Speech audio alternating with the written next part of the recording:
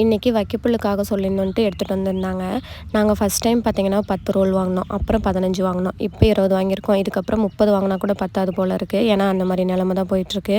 சரி மழை வரும்னு பார்த்தா அதுவும் வந்த பாடு இல்லை. சரி மாட்டையாவது 2 வச்சுட்டு மீதி எல்லாத்தையும் வித்தரலான்னு சொன்னால் வீட்லேயும் கேட்க மாட்டேங்கிறாங்க. நான் நஷ்டத்துக்கே பால் ஊற்றினாலும் சரி மாட்டை விற்க மாட்டேன்னு வச்சுருக்காங்க. நான் தண்ணி மட்டும்தான் காசு போட்டு வாங்கலை. பழைய வைக்கப்புல் கத்த 4 இருந்துச்சு. அதில் பார்த்தா நடுவில் பூனை 3 குட்டி போட்டிருந்துச்சு. சரின்ட்டு அதை எடுத்து பண்ணையில் விட்டுட்டு மேலே 2 கத்தையை வச்சு மரப்பு கட்டி வச்சுருக்கோம். சைடில் பார்த்தா கோழி முட்டை படுத்திருந்தது. இந்த கொட்டாய் கட்டினதுமே அதுக்கே தெரிஞ்சிச்சு போல இருக்குது நமக்கான வீடு தான் சொல்லி அதுவே ஆட்டோமேட்டிக்காக நாங்கள் கொண்டு வந்து விடாமையே அதுவே வந்து தங்க ஆரம்பிச்சிருச்சு. மாட்டுக்காக தான் கட்டினோம். ஆனால் அதை தவிர மீதி எல்லாத்தையும் வச்சு யூஸ் பண்ணிகிட்ருக்கோம். குட்டி பையன் பார்த்திங்கன்னா வைக்கப்புல் கத்தையை ஒரே ஆர்வமாக வந்து உருட்டி தள்ளிட்டு இருந்தார். அவருக்கு இந்த மாதிரி வேலை செய்கிறதுனா ரொம்ப பிடிக்கும். மாடு கட்டுறது, தவிடு போடுறது, தவிடு கலக்கி விடுறதுன்ட்டு. சரி ஸ்கூல் போகிற வரைக்கும் அவனுக்கு பொழுது போகணும்னு சொல்லிட்டு நாங்களும் விட்டுருவோம். இல்லைன்னா ஃபோன் தான் பார்த்துட்ருப்பான்.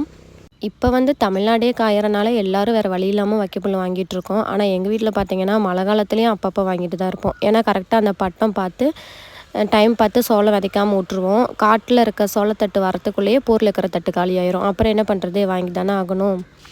கத்தையெல்லாம் அடுக்கி வச்சுட்டு கீழே இறஞ்சிருந்த வைக்கப்புல்லெல்லாம் எடுத்துகிட்டு இந்தாங்க ஃப்ரெஷ்ஷான நூடுல்ஸ் வந்து இறங்கியிருக்கு சாப்பிடுங்கன்னு சொல்லி மாட்டுக்கெல்லாம் எடுத்து போட்டுட்ருந்தோம். அதுவும் பாவமாக ஐயோ இதே தான் 3 வேளை சாப்பிட்ணுமான்னு சொல்லி சாப்பிட்டுட்டு இருந்தது.